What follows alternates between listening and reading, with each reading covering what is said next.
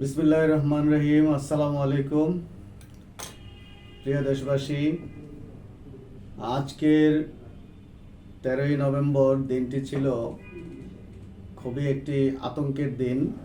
দেশবাসী এবং আপনারা যারা প্রবাসে থাকেন, নিশ্চয়ই প্রবাসে থাকলে সবচেয়ে বেশি খারাপ লাগে নিজের দেশটাকে নিয়ে।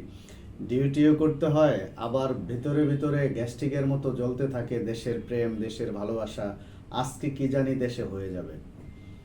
তো দেখেন, আমরা বরাবরই বলে আসছি যে জবাই করা একটা পশু যেরকম রুহুটা বের হওয়ার আগে অনেক রকম একটু ধস্তাধস্তির একটা অবস্থা থাকে, রুহুটা বের হওয়ার আগ পর্যন্ত কয়েক মিনিট।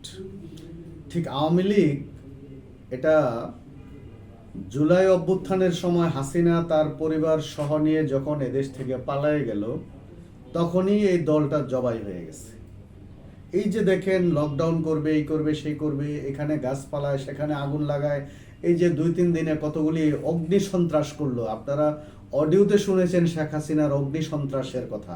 আগুন লাগাইতে বলছে সচিবালয়ে, লাগাইতে বলছে বিটিভি ভবনে, লাগাইতে বলছে রেল স্টেশনে, বলতেছে ওই জায়গায় লাগাইতে বলছি, লাগাই ফেলেছে অন্য জায়গায়। আবার তাপস বলতেছে যে যাই হোক, এটাও ভালোই হয়েছে। এই যে ধারাবাহিক একটা অগ্নি সন্ত্রাস করে এই যে পরিবহন পুড়ে ফেললো, কতগুলি বাস, মানুষের স্বপ্ন পুড়ে ফেললো। একজন মানুষ বলতেছে ভাই আমার জীবনের শেষ পুঁজি পুড়ে ফেললো, আমার কি দোষ? তো এই যে দোষ না হয়েও দোষ, এই দেশে আওয়ামী লীগকে বারবার পুনর্বাসন করা।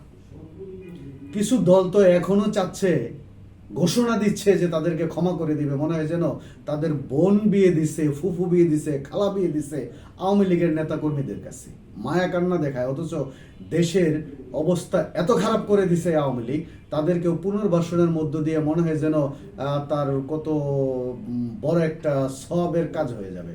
আরে ভাই, যারা এখনো দেশকে নৈরাজ্য করতেছে, দেশকে জ্বালায় পুরো ছাই করে দিতেছে, চুরি বাটপারি করে দেশ থেকে শত শত কোটি টাকা, হাজার হাজার কোটি টাকা পাচার করে দিছে, এই দেশটাকে একেবারে ধ্বংসস্তূপে পরিণত করে ফেলছে, তলাবিহীন ঝুড়িতে পরিণত করে ফেলছে। তার জন্য এত মায়া কান্না কিসের? কতগুলি মানুষের জীবনের উপরে ঝুঁকি আসলো, কতগুলি মানুষ পঙ্গু হয়ে গেল, কত মানুষের জীবনের উপরে নেমে আসলো অমানিসা অন্ধকারে 2-3 দিনের আন্দোলনে। কি যুক্তি আছে এখানে? তাদের কোনো অনুশোচনা আছে? এই দেশটাকে বারবার জ্বালায় পুরা শেষ করে দেওয়ার পরেও কোনো অনুশোচনা নাই।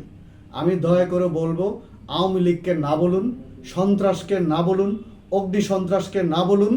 যত রকম নৈরাজ্যকর পরিস্থিতি সৃষ্টি যারা করতেছে এবং তাদেরকেও যারা সাপোর্ট করতে চায়, মায়া কান্না দেখাতে চায়, তাদেরকেও না বলুন, শুধু দেশপ্রেমকে হা বলুন। ধন্যবাদ সবাইকে।